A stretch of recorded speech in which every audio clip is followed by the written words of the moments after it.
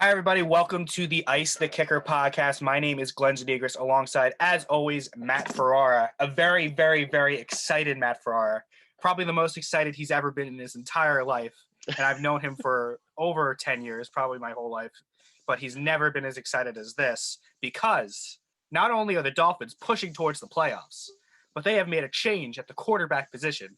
And instead of Ryan Fitzpatrick, it is going to be first-round pick Tua from Alabama, headed under center, taking the snaps from now on. A lot to talk about with the Dolphins, Matt. They beat the Jets 24-0. That really wasn't that much of a surprise. Fitzpatrick played well. The Jets did not. We can talk about the Jets later if we want, but this is all about you and all about the Dolphins. Now, let me ask you this. With the Dolphins, winning, getting to 3-3 on the season, with the Bills losing 2 straight now, kind of propelling the Dolphins into a position where they can actually win the division, with the Bills and Patriots taking a step back in recent weeks. Is this the right move? Or should they have just run it with Fitzpatrick, who wasn't playing bad, was playing actually very well? Mm-hmm. In a playoff push, is putting in the inexperienced Tua the best idea for this season? So I found out about the news. I was sleeping at 11:30, and my brother stormed into my room. He's like, Matt, I'm like what's going on? I'm so out of Who's it. dead? He's like, Who died? that's literally what it felt like. I was like, oh my god, someone's dead in my family. This is awful. I don't know what to do. Then he's like, Tua got named the starter. I'm like, what? Did get Tua got named the starter? I'm like, really? Like, I was very confused, excited, nervous. But to answer your question, I still feel like you're coming off 2 of the biggest wins that you've had, probably. I mean, in the Flores era, and then within the past at least few years at being a Dolphin fan, and you're riding this momentum. And obviously, you see the Bills faltering too. The Patriots lost as well, and the Jets obviously aren't contenders. It feels a little sudden and almost feels a little forced. So to me, it almost seems like it came from the owner or the GM, because Flores being a guy who he wants to win every day possible, and not knocking Tua, but obviously, he doesn't have that experience. He has 5 snaps and 2 passes, and it feels like there was something kind of internally there that may have pushed Flores to make this move. I feel like this has to be something that was percolating over the course of a few weeks, because it wouldn't be a smart idea or a responsible idea to make this decision based on the 5 snaps he had at the end of the Jets game and the 2 throws that he had. I can't imagine him winning the starting job without a preseason, without a normal training camp, with 2 snaps in a week 6 game against the worst team of all time. So I think we're obviously not there during the week at practice. We obviously can't see, so maybe he's lighting it up on the practice field. But it does seem a little peculiar to put Tua in now that the Dolphins have a realistic shot at winning this division.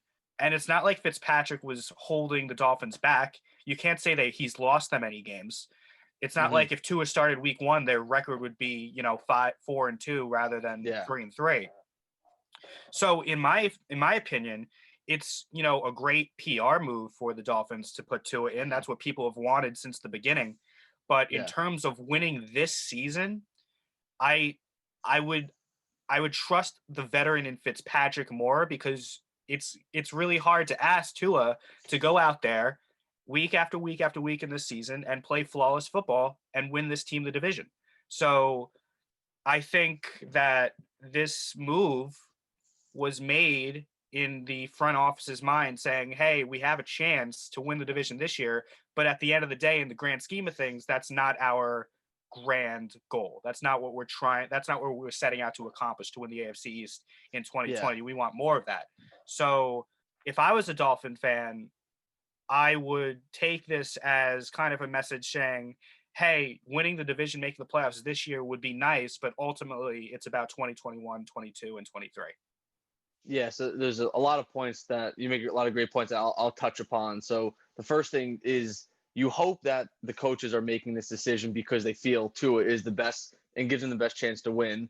And you hope that obviously he's been doing well in practice. I know there was one quote from a a player, Adam Schefter, talked to that said he makes like one or two wow plays at practice. And again, that's something is obviously very encouraging. Does it warrant him getting a starting job? I don't know. It kind of wait and see there. And being 3-3, and same thing like you said, like Fitz, although yeah, he's not really responsible for any losses, but he is definitely responsible for just about every win that Brian Flores has had on the Miami Dolphins. Like he is so unique in his sense of just importance to the team. Like I've never really seen a player play so much of a factor on a team than Ryan Fitzpatrick, and that's on and off the field. Like when he's on the field, obviously he's balling out, he's extending plays, he's lowering his shoulder into defenders, and then his leadership. You see that guys really rally around him, so that's kind of invaluable there. Not to say that Tua doesn't have those abilities, but like right now, it's really easy to say that this is Fitz's team.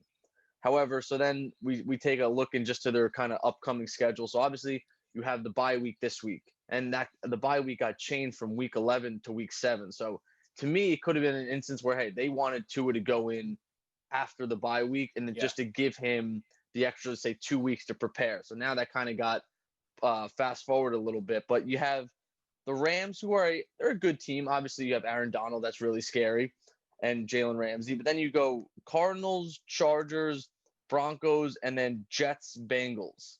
So I mean, a lot of winnable games. No really scary defenses there. So it's kind of going to be a Tua thrown into the fire situation. But at least we're in week, or it'll be what week 7 or week 8 by the time he gets in there with their bye. So a situation like that is kind of the best of both worlds. So I was sitting for the whole year.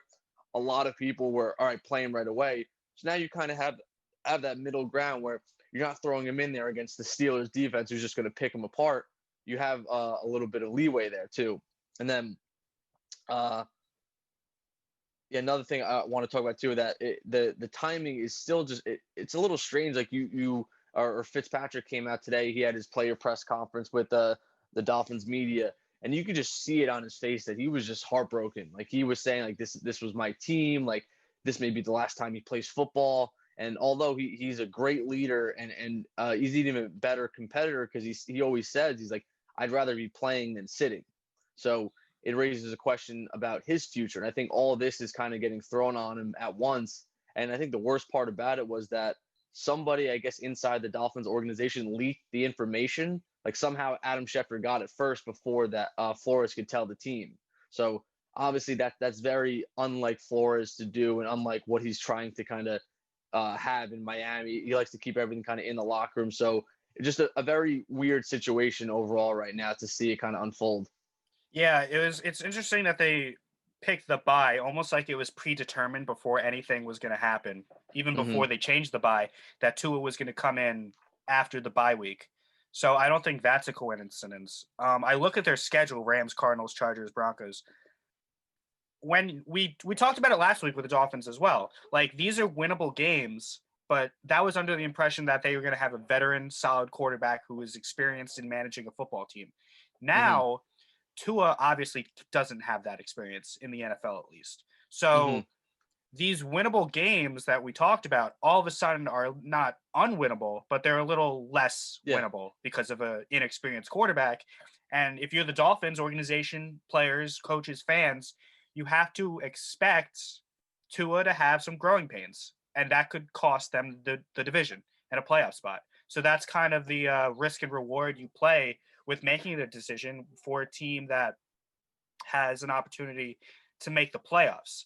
I think that this was their, if I was to guess, I would think that this was their plan going into the season, thinking that they wouldn't be as close to the top of the division as they were. But now Mm-hmm. that we're here, I feel like the plans need to be adjusted if I was running the Dolphins. And with that, I would have kept Fitzpatrick in because you have a chance to win a division, host Yeah. a playoff game in the AFC, and who Mm-hmm. knows where that takes you. Yeah. So, and also, what if Tua struggles? We talked about it a few episodes ago. Once you put in that rookie quarterback, you're not taking him out Mm-hmm. because Haskins is now done in Washington, right? Yeah. When you take out your first round pick, you're basically giving up. You're basically saying this didn't work. And it's going to Mm-hmm. mess with the kid's confidence if you do take him out. So you better believe that Tua is going to take the reins from 2 weeks from now on Sunday for the next 10, 12 years. Yeah, and again, just dissecting everything that you said, there's a lot of fact. I do think that the bye week thing was pre-planned. It seemed like, again, like they didn't name him the starter next week. They said right away, you're the starter, and you have 2 weeks to prepare. So that seemed very, it was a very methodical decision there. And then yeah, with like the growing pain stuff like that, like yeah, like you can't really expect him to go in there and be perfect. Listen, Herbert's been doing awesome. He still had some rookie mistakes. Burrow, as we could see over the shoulder, he still has some rookie mistakes. So I think all those mistakes are going to be magnified because, oh, well, we could have had Fitzpatrick. Oh, well, we could have had Fitzpatrick. But this kind of goes into what we've kind of talked about, at least what I've talked about a lot too, about competition and stuff like that. And the way it is with Tua and the way it is with this organization, not just for 2020, but like you said, 2021, 2022, is Fitzpatrick was doing good. He was winning you games and he wasn't really losing you games. But I see now putting Tua in is a chance to evaluate, all right, can we be great? And I don't think there's anything wrong with that pursuit of trying to be great. And I think, yeah, there might be one step back, two step back, a couple rookie mistakes there with Tua. But like you said, if he can go on a playoff run as the quarterback right now, and you could figure that out in year one, I think that's pretty awesome to see, especially because you have that Texans draft pick who looks like it's going to be possibly top 10. I mean, I don't think it's going to happen, but say he just shits the bed, like you said, all right, now then at least we can draft a quarterback next year. So there's a lot of kind of factors that play into getting him in now. And I mean, I think it's an awesome opportunity for him to show what he's got as a 22, 23-year-old coming off of a horrendous injury. It'll be 351 days when he plays on November 1st. So I think the opportunity itself is awesome. And it's kind of similar to like the Yankees with Didi. It's like you love the guy and he's done so much for your organization, but you got to start getting your future in Torres with the Yankees and obviously Tua with the Dolphins. So Fitzpatrick is not a long-term guy. Like he's not even past this year kind of guy. And he's awesome. And you love what he's done for the organization. But at what point do you say, all right, we got to kind of give the reins over to a rookie or a younger quarterback, or else every team in that sense would have some sort of older vet who can just get it done. No one would really experiment. And then you would never know what a guy like Lamar Jackson would have, or what a guy like Sam Darnold would have, or Daniel Jones. You'll never know really what you got until you put him in. Yeah, very similar to what the Giants did in 04 when they had Kurt Warner. Mm-hmm. And then they were, in the hunt for a playoff spot, and they said, no, we're going to go with Eli. And it ended up working. It didn't work out that season. They didn't make the playoffs that season, but the season after that and throughout the next, 14, 15 years, it worked out. So it's not unheard of to make a decision like this. Mm-hmm. It's just, interesting to me that an organization that over the last 20 years doesn't make the playoffs a whole lot has that opportunity, and now they seem to be rolling the dice. So to me, they must have a ton of confidence in what they've seen from Tua on the practice field to make this decision. Tua got into the game against the Jets. I thought something that was really cool after the game, he went out to the field all by himself and he FaceTimed his parents. I think this guy gets it. I think he's going to be really good. Just the question is going to be, when is he going to get good? Like, he's not going to be good right away. Is he going to be able to, over the next few weeks, keep the Dolphins' heads afloat before we get into week 15, 16, 17, and then possibly make the playoffs? Because this is not like a, Daniel Jones or Sam Darnold situation where quarterbacks are inheriting a terrible team. I think the first 6 weeks of the season has told us that the Dolphins are not bad. They're a pretty solid team. They have some pieces. Much better supporting staff or supporting cast than younger quarterbacks have that have been recently drafted, like a Haskins or a Jones or a Darnold or a Rosen. All those guys inherited really, really bad teams. Tua has an advantage that he has a pretty good roster. So maybe his development is more like a Herbert or a Mahomes in terms of instant success rather than what I've seen as a Giants fan. Yeah, so good. I think Herbert, as far as the rookie quarterbacks right now, I think Herbert's in the best situation as far as supporting cast, but I don't think the Dolphins are too far off there behind.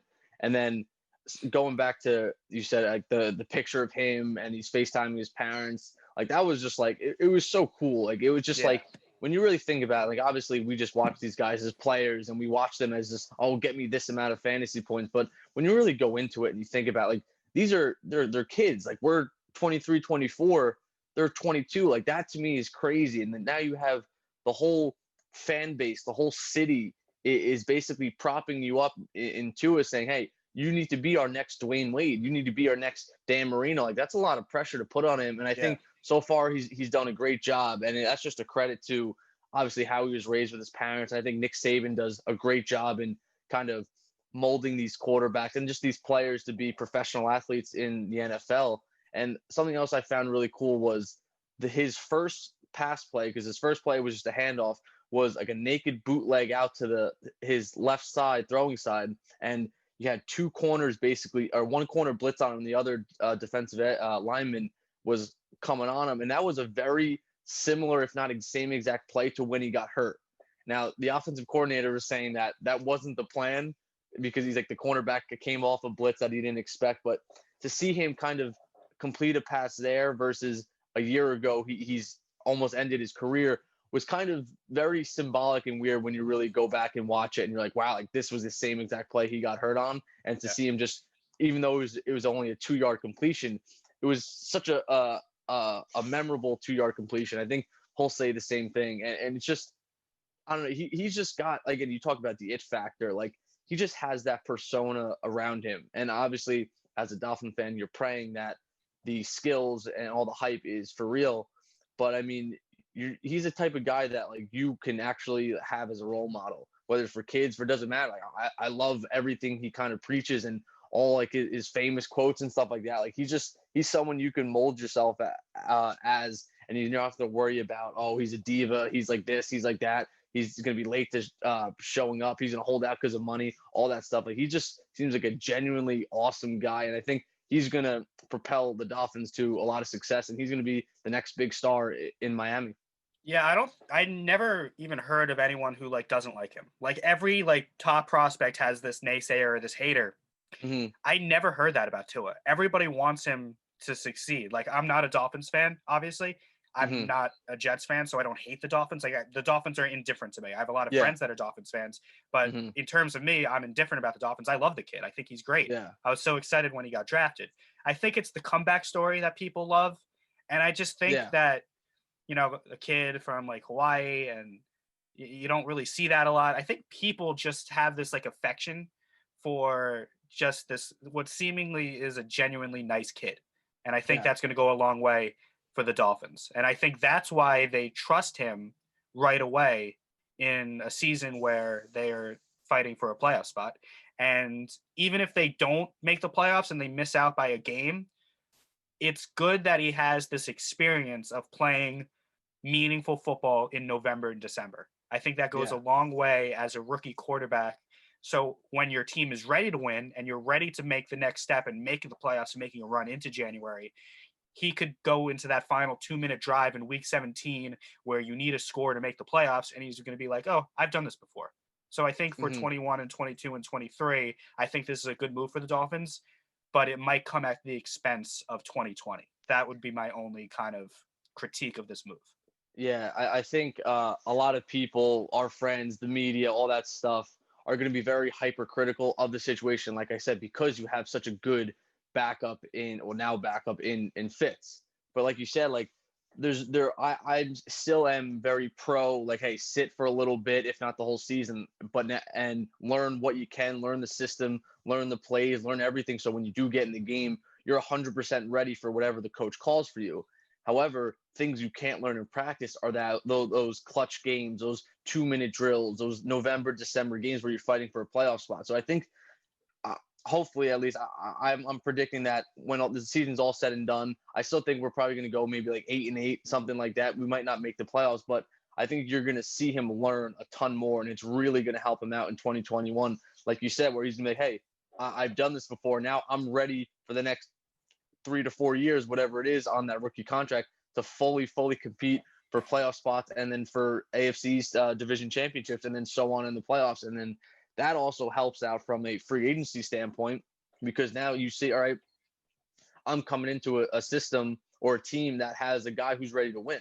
It's a little harder for a free agent to come in and, like, say for the Jets, like, oh, I want to go to the Jets for millions of dollars, but you're going to have kind of a question mark at quarterback and even a question mark as a head coach.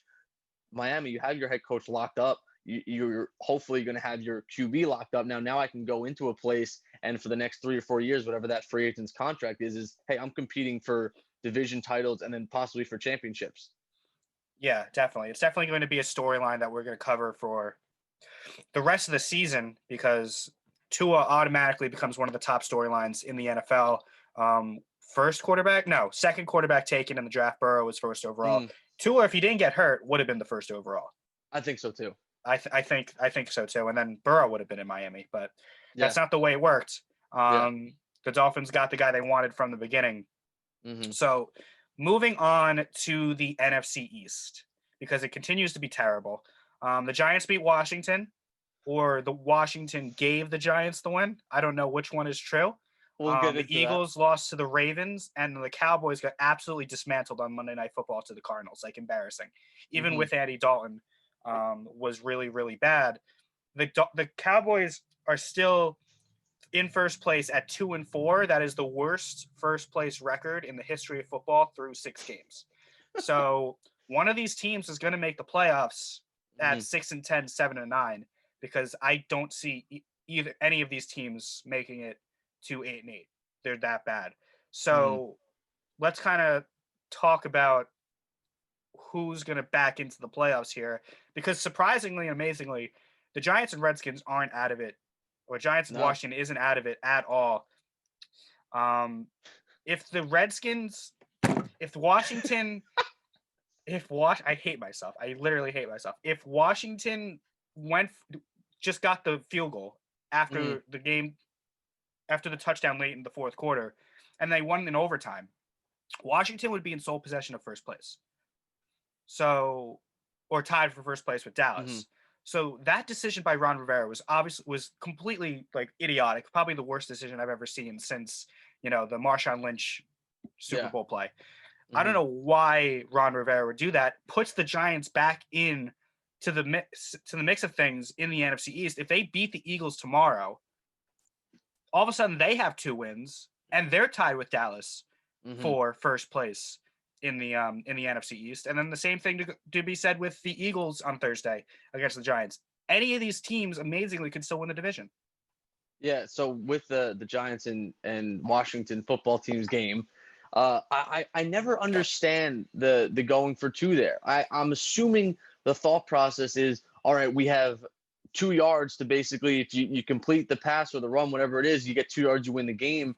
But you got to have a little faith in your defense there to say, hey, our defense has been shutting down the Giants offense the whole game. What, they have 17 points? Yeah, so they didn't score a point in the second half. So, I mean, even more so. So you have this momentum and you have the obvious that, hey, yeah, like we're shutting them down. Kick the field goal. Take your chance in the coin toss. What if you call tails and it's tails, then you have the ball? Then trust in your offense. Like I don't get that decision, but for some reason, a lot of people do. Like a lot of people and like broadcasters and stuff, like, oh, it's a great decision, be aggressive. It's like, no, like I think that's so stupid. Like just kick the extra point. You make it 99% of the time, and then you go live to fight another day in overtime. Just have faith in your defense, and then obviously if you have the ball, have faith in your offense just to put in the end zone. Like, I really don't get the rationale there. And with Ron Rivera being a veteran coach, like that doesn't seem to make sense to me. And I understand that it's a situation that like, oh, well, we got nothing to lose. Well, it's like, well, I think you have everything to gain. It's like the whole division is up in arms right now. Like everybody can kind of grasp that division title. So you have a division game right now. Just kick the extra point and then go at it in overtime. I still, it just doesn't make any sense to me. Divisional games, when you win, it actually counts as 2 wins, and if you lose, it counts as 2 losses.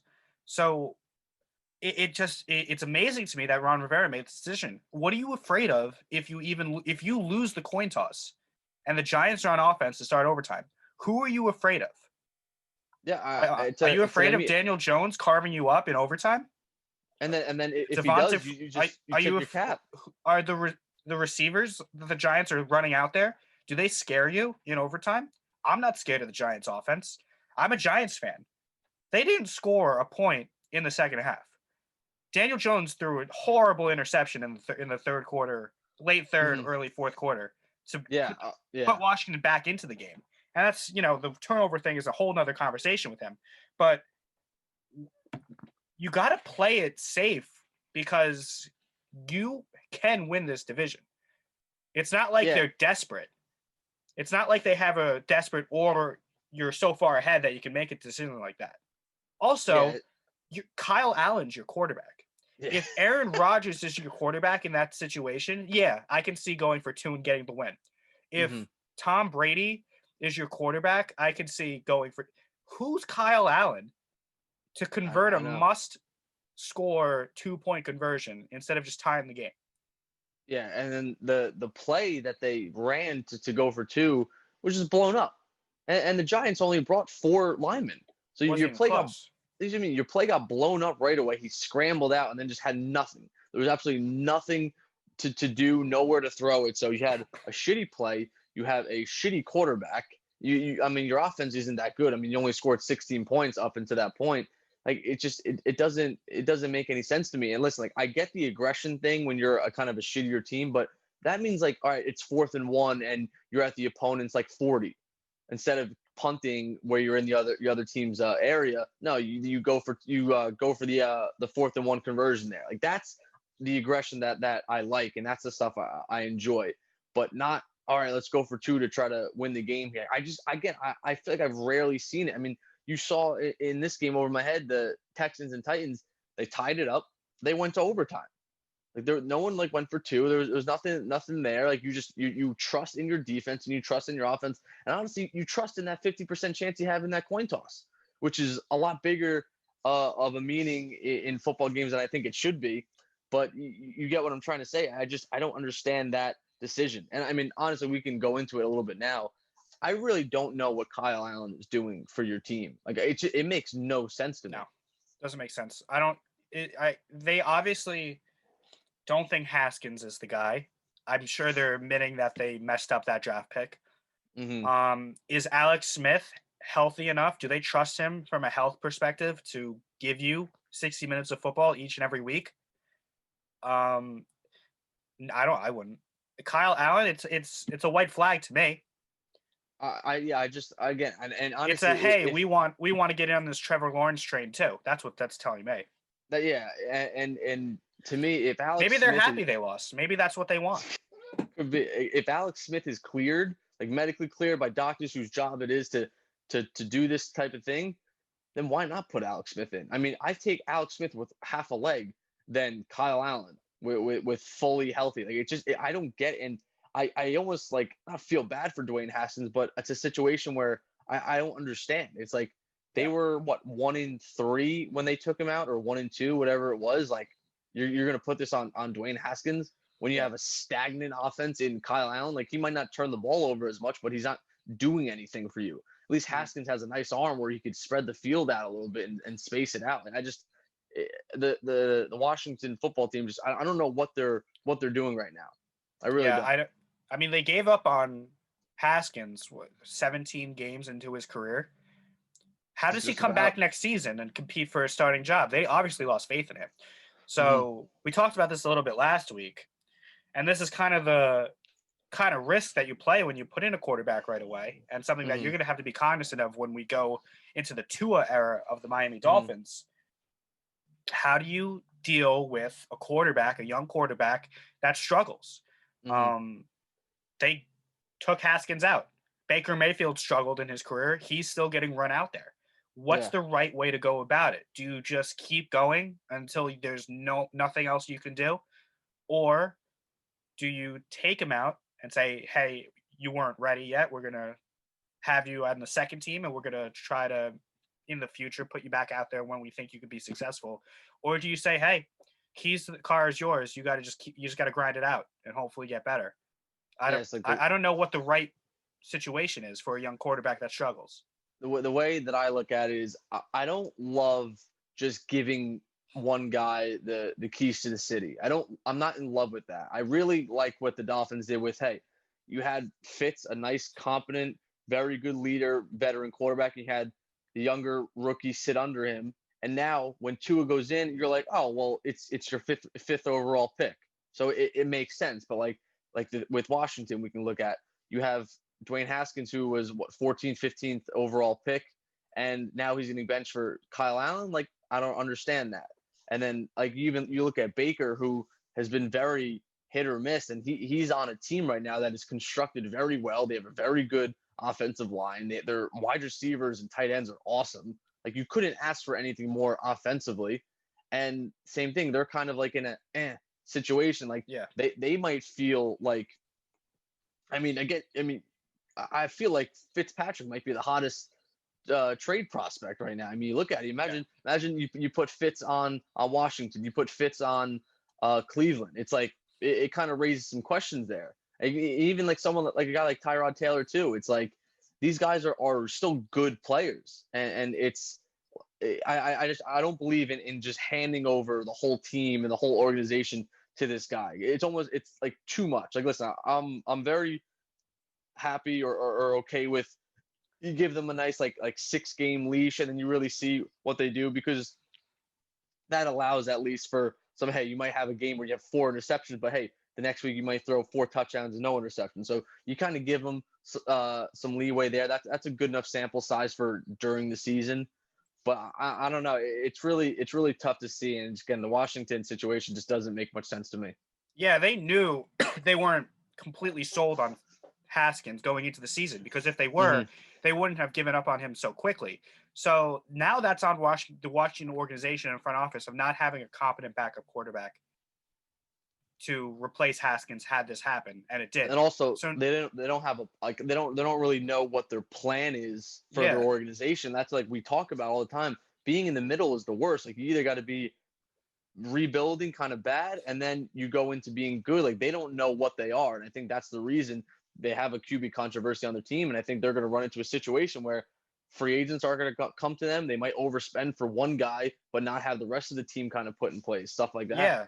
And talking about this year, they can still win this division. Like I know, which is they're crazy. mathematically very much in it, but they do not have Mm-hmm. the quarterback to do so. I mean, Mm-hmm. the Cowboys are fortunate to have, a name as the Yeah. backup quarterback. Is he what he used to be? No. But can he, in a certain 4-minute stretch, be what he used to be? Yeah, we saw it against the Giants when he drove down the field and won the game. Carson Wentz has Jalen Hurts behind him. Jalen Hurts behind him, so that's a backup. That's a competent backup quarterback. The Giants have Colt McCoy, and he's not like the best quarterback in the world, but the Giants seemingly are set on Daniel Jones as the Mm-hmm. quarterback as long as he's healthy. They will Mm-hmm. never take him out this season. They might do something in the offseason, who knows? But this season, Daniel Jones is the guy. If you're Mm-hmm. not set on a quarterback going into the season, a young quarterback, you need a good backup. And that's where Washington made its mistake, because now they don't have a chance to win the division, even though they could mathematically win the division, because they don't have a guy to drive their team down the field. Kyle Allen's Yeah. not winning you games. No shot. I mean, again, even Alex Smith being kind of banged up too. It's like you don't really know what he's doing for your team too, and that's what, like, having Jalen Hurts as the backup in Philly, I think is awesome. I think he might get his shot earlier than we think, because they're struggling right now, and I think having Andy Dalton, even though he had a bad week 2, I guess, or second game for him against the Giants second half was awesome. But that's still a lot better than many other guys, specifically Kyle Allen or Colt McCoy, I guess we could say. Let's talk about the division as a whole. Who do you think is going to end up winning this division?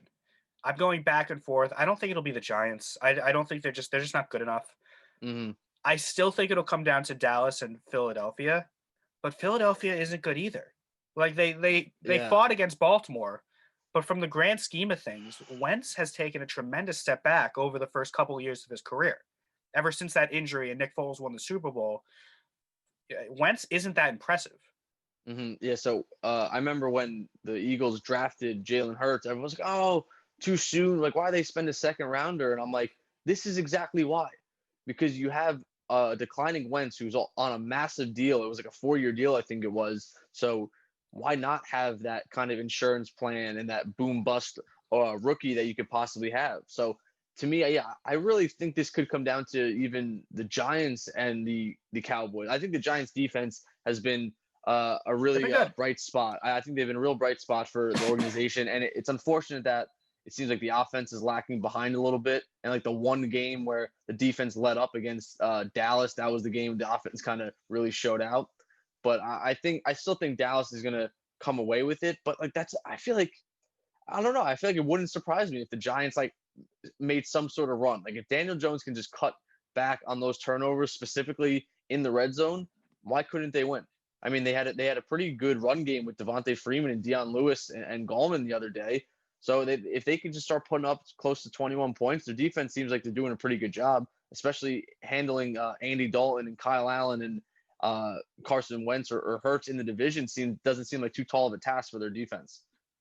The Giants' upcoming schedule is at Philadelphia, home against the Buccaneers, Washington, and then back with the Eagles before their bye. So it's all in front of them. Aside from the Tampa Bay game, if they go 3-1 in the next 4 games and they somehow beat, first of all, they haven't beat the Eagles in like 10 years, right? They got swept like the last like 4 years straight by the Eagles. So they might just very well get swept by Philadelphia, but they seem to have Washington's number. So if they could somehow beat the Eagles twice, let's just give them a split and then beat Washington, and then they go 2-2 into the bye, then you're still very much in it. Which is great. That's what I mean. Which and is that's crazy. That just speaks to how bad that division is, because none of those teams are winning 8 games.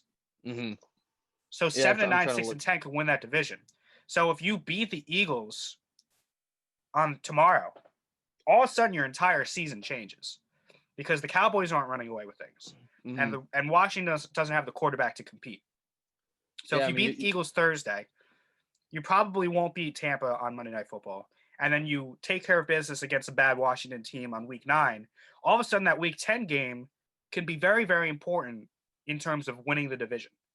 Yeah, I mean, you look at the Cowboys' remaining schedule. They have Washington this week. Like, again, if Washington won, I wouldn't be surprised. Then they have Eagles. Again, that's another toss-up, but that's fine. But you're gaining on somebody. That's what I mean. So that's fine there. Cowboys, Steelers, I'm taking the Steelers 100 times out of 100 there. And even Cowboys, Vikings too. Like, I feel like I would give the nod to the Vikings. Yeah. And then you got Cowboys, Washington again. So another game where the Giants can kind of creep up to somebody. And then obviously you go Cowboys, Ravens. Ravens are winning that. So this next stretch of games feels like it could be the season right here for the whole NFC East. I feel like they're all playing each other like 15 times in a matter of 3 weeks. After the bye, the Giants have the Bengals, the Seahawks, the Cardinals, the Browns, the Ravens, and the Cowboys. That's not an easy schedule for the Giants, but I don't think they'll beat the Seahawks. I think they could beat the Bengals. I don't think they'll beat the Seahawks. I don't think they'll beat the Cardinals. They're not beating the Ravens. They're not beating the Browns. So they'd have to win this. They'd have to win 6 games. That if they're going to win the division, it's going to be a 6-10 season. And you could say that about all the teams. Yeah, I was going to ask you, week 17, was it Cowboys, Giants? I don't know who's. It's Dallas at New York. Yeah. Is this the game 1? Is this the game that you potentially get some fans in New York? And then 2, is this the game that's going to decide the division winner at probably 7-9? Let's see what the Cowboys' schedule is at. Washington, Philadelphia, Pittsburgh. They're not winning. Vikings are probably better. They're away in Minnesota, so that's something. Late November, it might be very cold too, so that's another thing to look at. Washington again, they're not beating the Ravens. They'll probably lose the 49ers. Yeah, any of these teams can win the division. It's amazing, and it really begs the question: like, should they make the playoffs? Should any of these teams make the playoffs? Are divisions fair in today's NFL anymore? Or should it just be seeding based on conference? Yeah, so I mean that's a great point, and it really sucks, especially because you're gonna have a wild card team, probably 2 of them, with 10 wins, if not maybe who knows, maybe 11. At least you look at in the AFC, the Ravens and Steelers are both getting in the playoffs 100%. They're probably both going to be 10+ win teams, so already your wild card team has 10 or 11 wins. So that other wild card team is probably going to need 9 or 10 wins anyway. And then you're going to look at the NFC East with their division winner being 7-9. It's like that. Not that I don't know if it seems unfair, but I mean, to a certain extent, I almost feel like it does, just because they have the luxury of playing in this just shitty conference, and they get to play each other. So obviously you have a chance to stack up these wins. And if you can't figure out like a friggin' 800 or 500 record or a little bit above, then it's like, do you really deserve to be in there? I'm trying to find a bracket that tells me who would play the NFC East winner on the road if the playoffs ended today. I think it would be the Buccaneers. That is a game I don't think any Giants fan wants to Because watch. right now the 1 seed would be Seattle. They're 5-0. There's only one bye. Like only the 1 seed gets a bye now because of the expanded playoffs. After that, I have 2 is Chicago. 2 would be Chicago. They would play one of the wild card teams. Mm-hmm. And then, yeah, Tampa Bay would, yeah. So Tampa Bay would play the Cowboys in Dallas. That's not fair. Yeah, that again, I don't really know how it works with the home, like who gets the home game and stuff like that. But like that's what I mean. It's like you're gonna give Dallas. Oh, the division winner gets the home game. So division winner always. So that's what I mean. You're gonna give Dallas the home game when the team that they're playing has what 3 more wins than they have. Like that doesn't make any sense to me at all. Like you need to figure some sort of maybe do like a reseeding. Like I feel like that would make perfect sense. Like isn't that how like the isn't just how like the NBA does it? It's just like you have 1 through 8 and it's East and West. Like kind of so many they have 4 divisions. Like I don't know. I think there's a better system. NBA does East West, but you could also make the argument that some teams in the East shouldn't make the playoffs and the teams in the West should. Like it's almost like there needs to be some sort of like baseline. It's like if you can't go 7, if you're 7-9, it's like is that worthy of fighting for a Super Bowl? Because you're going to see a team who is maybe 9-7 that doesn't even get the chance to. Yeah. So it's like, who would you rather give the just the ability to fight for a Super Bowl victory? And I think there was a season where the Seahawks won the division at like 7-9, and then the Giants were 10-6 and didn't make the playoffs that same season. Yeah, I mean the year the Dolphins won the AFC East when Brady was hurt. Dolphins had like 12 wins, and I think the Patriots still had like 11. Yeah, it's like, and I'm pretty sure like one of them didn't make it or something like that. Yeah, so Matt Castle didn't make the playoffs. Yeah, so it's like imagine winning 11 games and not making the playoffs. I would be so infuriated at the whole NFL. Like I would be like, imagine the Giants go on and like they go 10-6 to end the season, but they don't make the playoffs. Yeah, like that would be crazy. And then the other side of it is like, oh, we'll get those like Seahawks Saints. Remember that Seahawks Saints playoff game? Yeah. And then they'll say, oh, see that's something cool that's gonna be talked about. Yeah. But, well, that doesn't matter. Like to me, that's not worth it. No, yeah, that's what I mean. It's like you're that's basically what they're banking on. They're banking on this like Cinderella story. Like same thing with the Cardinals when they like the Astros that just happened went to Game 7 of the ALCS. Like that's still not worth the trouble of putting in under 500 team. I don't think it's like I don't think it's fair. Like it doesn't make sense to me. Like imagine like in college football. Like all right, you have Alabama win the SEC, but they just like somewhat randomly like the SEC West team who is just trash.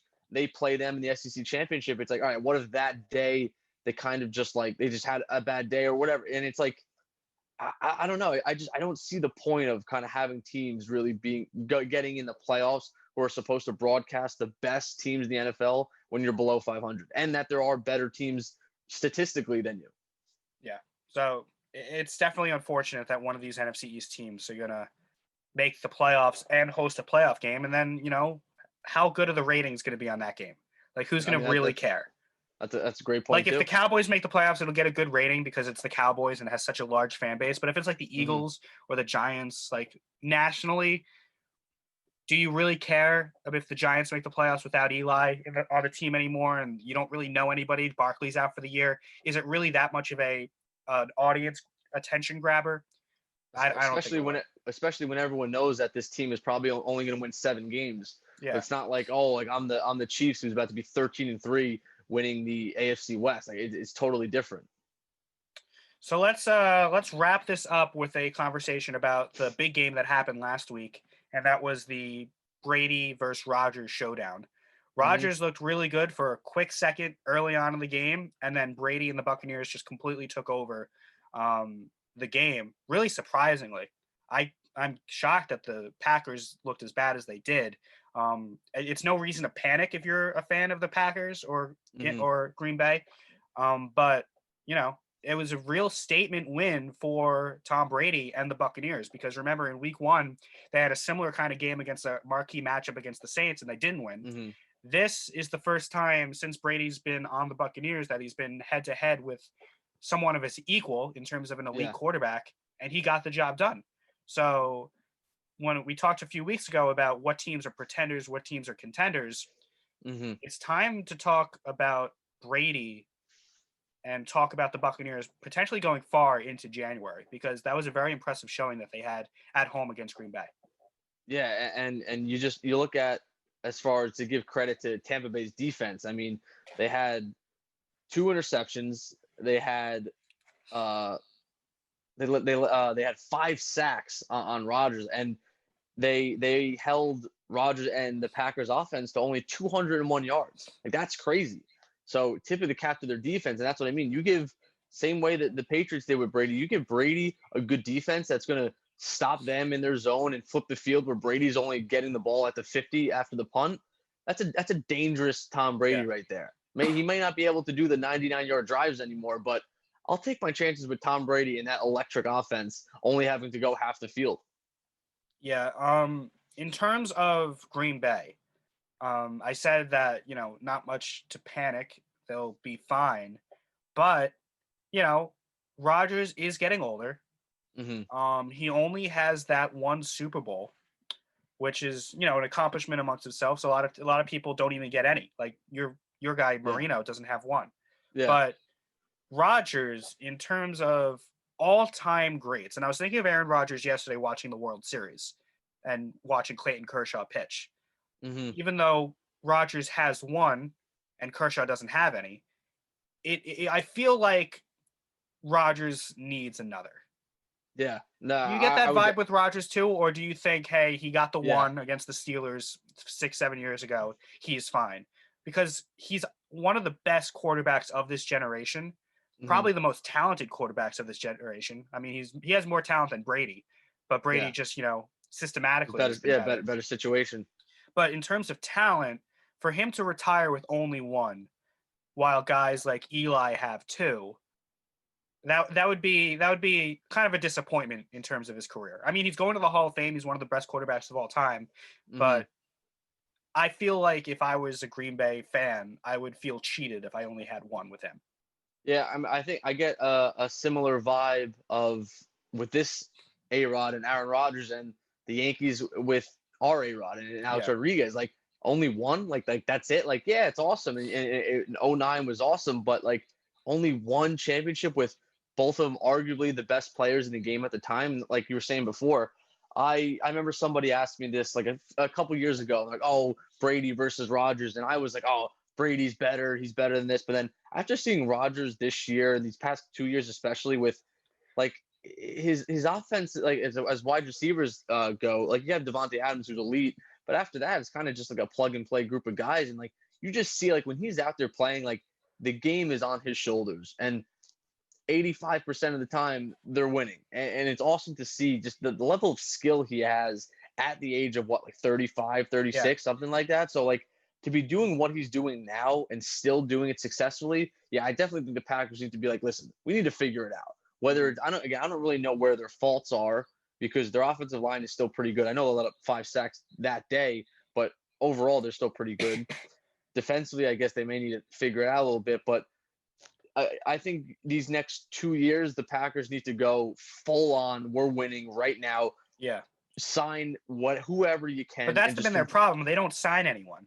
yeah, they need to start figuring out. But listen, you might only have Rodgers for 2 more years whenever his contract's up, and I know you have Jordan Love coming in eventually, maybe, but you need to start signing some guys. I don't care if you overpay by $10 million. Who gives a shit? You need to make a conscious effort to Aaron Rodgers and your fan base to say, hey, listen, we need to do something right now because Aaron Rodgers is going to be here for the rest of everybody's life. So we need to figure it out. So while you have him, let's do something for him. Like, why not?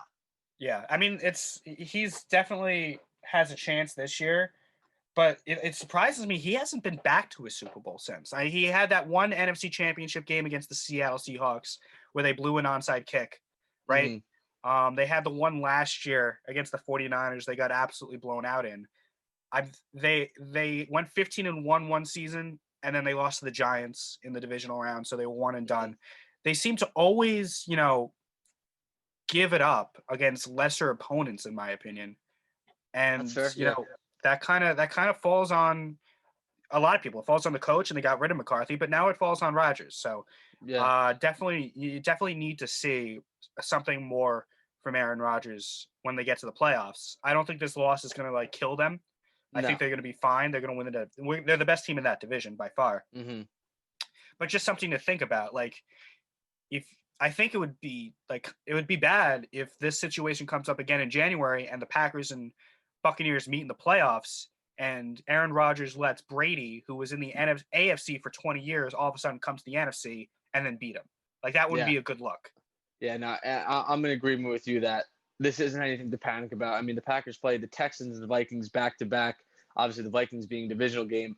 I think those are two more statement games for Green Bay right there, and they're going to come out. And I think Rodgers is going to come out slinging and firing on all cylinders, and then it's going to be awesome. Then they're going to be. I mean, you win those two games, you're at 6-1 right now, and you're in control of your own fate from that point on. Yeah, so we'll see what happens with the Packers. Just something to think about because Rodgers obviously one of the best. I said that would be our last segment, but we still have a time for one more game to talk about from last week. Talk about the Browns and Steelers because that was a complete disaster. I mean, it seems I've never seen a team be more up and down than the Browns. Like, one minute they're Hmm. just destroying the Cowboys, who are not a good team, but they looked really good, and Hmm. Mayfield looks great. And then the effort and the product they put out against Pittsburgh, a division rival, a statement game for them to say, "Hey, we're going to be a part of this division, and we're going to have a say in who wins it." To just Hmm. completely lay an egg and be terrible, and Mayfield being just completely horrendous, that was disappointing. Yeah. I And mean. you got guys like Stephen A. Smith now going on First Take Mhm. saying that Landry and Odell should demand a trade because Mayfield doesn't make his receivers look good. So, Yeah. quarterback controversy in Cleveland, or do you think this is just an overreaction to a bad game? I think 100% quarterback controversy. I think Baker, I said it last year, I think he's definitely on the hot seat. And he kind of, Yeah. again, every single year, it's the same storyline when they play the Steelers or the Ravens. Like they win a couple games prior, they get some hype, and they're like, all right, are they for real? And the answer has always been no. So at what point do you say, all right, usually you're going to have to look at the quarterback because Baker Mayfield, he was 10 for 18, one touchdown, two interceptions, and he also got benched for, I'm pretty sure, the whole fourth quarter. And you lost 38-7. And I know he doesn't play defense, but you got to put up more than 7 points against a division rival and a potential Super Bowl contender. And again, the Browns aren't in any rebuilding stage. Like you look at their offense, and I think you give any other quarterback, you give Minshew and the Jaguars, Odell and Jarvis, I think he's going to score more than 7 points. So I think that there definitely is a raise in controversy there. I think not really the coach's fault yet with anything, but like I don't know if they have the guy at the reins at QB. It's amazing because he has so many commercials. He has like more commercials than he Yeah, does touchdown passes. he's getting Like, that money. he has so much, whether it be Hulu or Allstate or all of Progressive. these nationwide, Yeah, whatever it is. Like, he's like the new yeah. Peyton Manning with commercials, and he hasn't Hmm. proven it. He hasn't proven to be worthy of all these endorsements. I don't know how he's Hmm. getting them. He has a great PR team and a great Hmm. agent, apparently. But like, Yeah.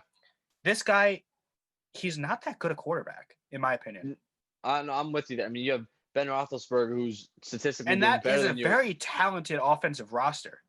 That's They what I have mean. so many guys. They should be lighting it up every single week. So it Yeah, falls on him as the quarterback for the lack of success in offense.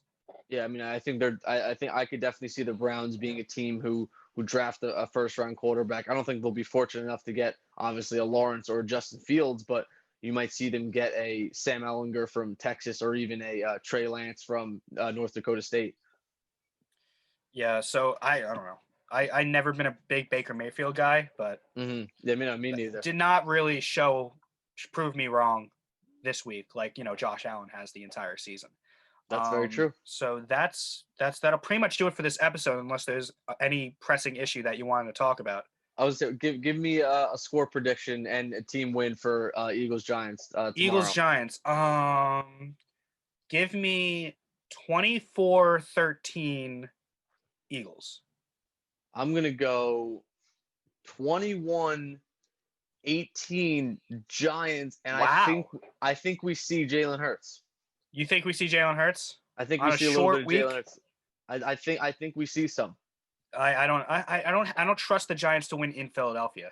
Like I don't think I don't remember the last time they won in Philadelphia. I'd have to look it up. I But think they'll be able to figure it out. there's a first time for everything. That there is. Eventually, the Giants will win in Philadelphia. Between now and the day of my death, the Giants will have at least one win in Philadelphia. Maybe it's tomorrow. And if it's tomorrow, then who knows? Maybe they can actually, make a run and win the division. I mean, this The is where it's going to last thing I start. want. The last thing I want. My friends say I'm a bad Giants fan for wanting them to bottom out and get a good draft pick. I'm like, you guys are nuts. Because even if they win the division at 6-10 and get bounced in the first round, how does that help me? How does that help the future of this team? I don't know. But it just these arguments that I have with my friends drive me nuts. I'm with you. So that'll basically do it for this edition of Ice the Kicker. No Dolphins game this week. So we're gonna have to wait a little bit. Yeah. We're gonna have to wait a little bit to get to that TUA game. It's like waiting for Christmas to come, like when you're 2 weeks out from Christmas, and the days just go so slow.